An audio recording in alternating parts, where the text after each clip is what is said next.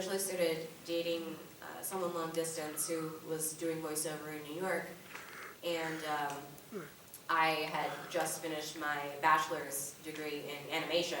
So, because again, I love cartoons, so I haven't done anything with that degree. I paid off the loan. I managed to pay off the loan in like 5 years. I couldn't even tell you how I did that, but I paid it off, and that was the end of that degree.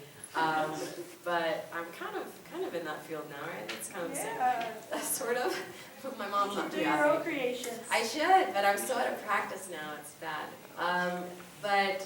Yeah. So I was dating this guy, and he wanted to move to California, and I was like, well, with this degree, if I ever do anything with it, spoiler, I didn't. Hey, you never know. Yeah, right? I could just start it back up again. But I was like, you know what, I should move to California too. Like, California would be a good place for me to be with an animation degree. So we moved out to California about like 6 or so years ago, and I was totally content just to watch him do his voiceover career thing. But because people knew I did stuff from my online hobby days of doing voiceover, I had people that were already in the industry that knew what I could do, so they would recommend me for projects here and there. And there was a long time of me not getting anything, but eventually, I started taking voiceover classes out there, and more people in the industry started getting to know me, and I started getting more opportunities, and it just kind of stuck after a little while, and I've made so many networking relationships that it kind of got me to where I am today. So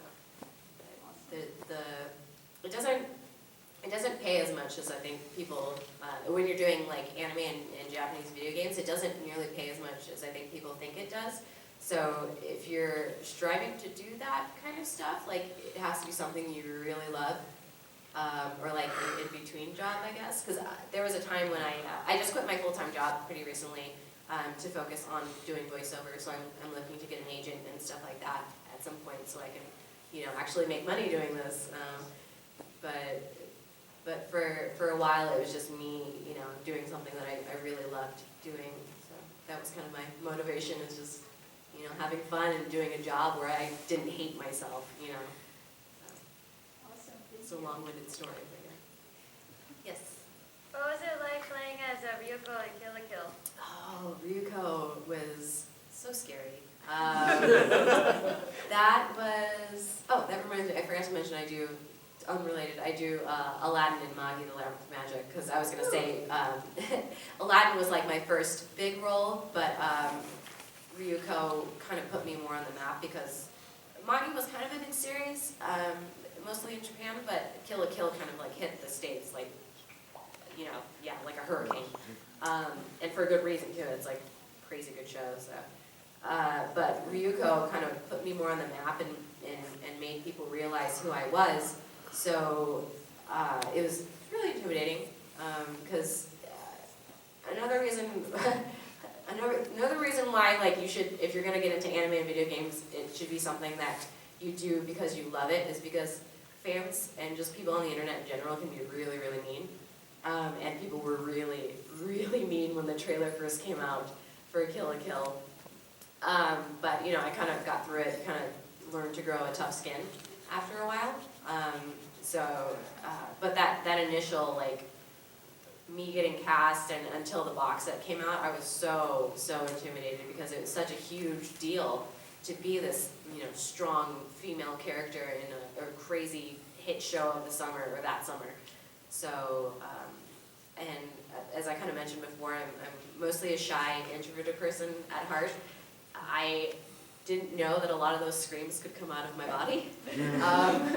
So that was a huge learning process, not only like learning how to, hold screams like that and stuff like that, but taking care of my voice in general. So I learned a lot from friends and other veterans in the industry about, like, I used to drink black tea a lot in sessions, and somebody was like, well, no, that's got caffeine in it, so it's going to dehydrate you, you should drink green tea. So then, ever since then, I've switched to green tea. And I learned about this Chinese cough syrup called Minjiang Peipa Koa. you just look up Chinese cough syrup on Amazon and it'll show up, because it's just something that's so widely known by voice actors at this point that you can just buy like a 3-pack of it, and it's like $25 or something like that. But it's supposedly a cold suppressant, but it hasn't worked for me in that aspect. It's more of like a throat coat kind of thing.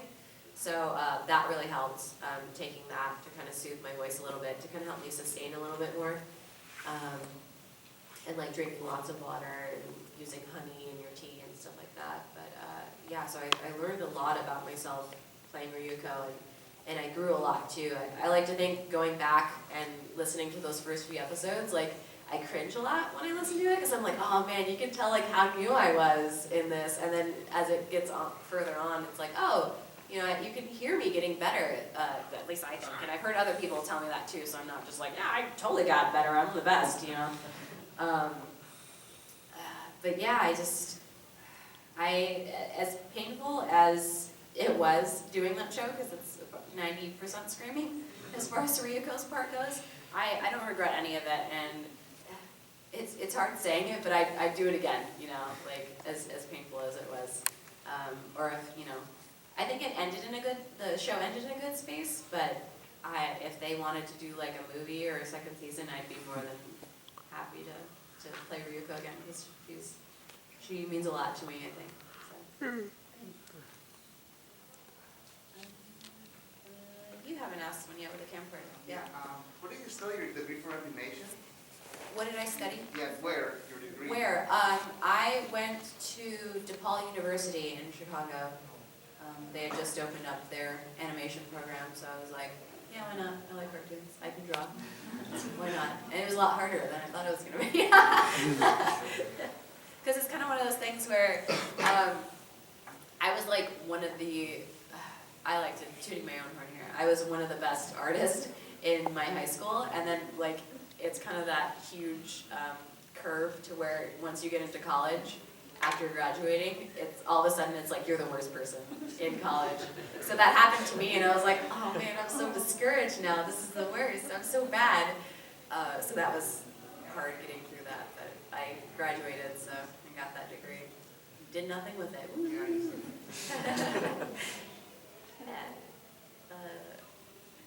You in the white shirt next to the pink hair. Yeah, I think that's a white shirt, right? What I wanted to ask was, how do you emotionally get in and out of the scene? Do you like still feel that emotionally when you get home or right after? Oh yeah, for sure. I'm trying to think of like good examples. For Sword Art Online, the last episode that we recorded, which is like the big emotional episode for that season, we tried to do it all in one, not in one take, but like without taking a break. And like the director would keep asking me if I wanted to take a break, but I was like in this like emotional space, and I was like, no, I don't want to take a break, because then I'm gonna like lose it. And sure enough, he made me take a break, and I was like, well, that's gone. Okay. Like I was still like feeling it, but it was like a different kind of like, because I was, at that point I was like angry that we had to stop, because I was feeling good about it, but I was also feeling like crap at the same time, because I had been crying for like 40 minutes. So like stuff like that, and it's hard to kind of get back into it when you're kind of like really into that space, and you're kind of coming into the middle. And then also for Kill la Kill, there would be times when, you know, Ryuko's like really friggin' angry,